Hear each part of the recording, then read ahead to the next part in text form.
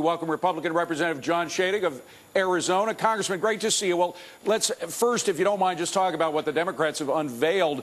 A lot of folks are saying just when we need to grow, this might cause all that wealth to go back into retrenchment where it's been stuck for the past year and a half. What do you say? I think their proposal is stunning. It's stunning in how backwards it is. The last thing we need to do is to increase, in this case, dramatically increase the tax burden on the Americans who create jobs. We were promised change, and what we're getting is more of the same, much more big government.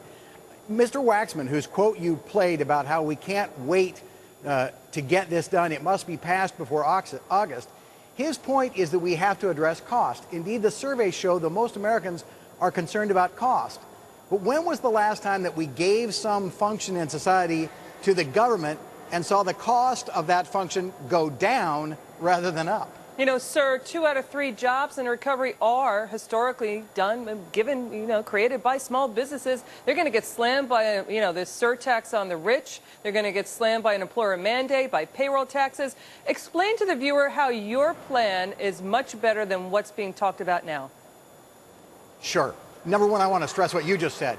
There are not only new taxes to pay for this. We're supposed to be controlling costs, but they need new taxes to pay for their $1.5 to $2 trillion bill.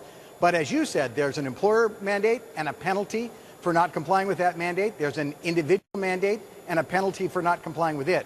What my bill does is completely different. Instead of being top down, it's bottom up. It says that we need to allow Americans to control their own health care.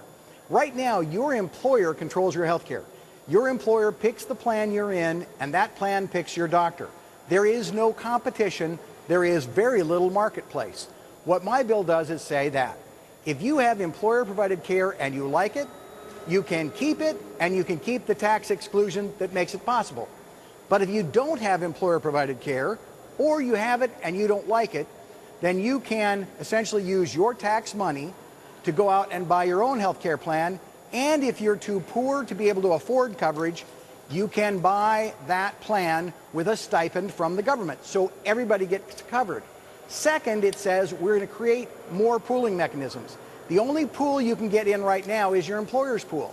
My bill says that the Kiwanis International could sponsor a pool, the Rotary International, the University of Arizona Alumni Association. We can create many insurance pools that you could buy into, enabling you to buy health care at a lower cost. Well, and some of those pools already exist. We have examples of them around the country where they treat people with pre-existing conditions.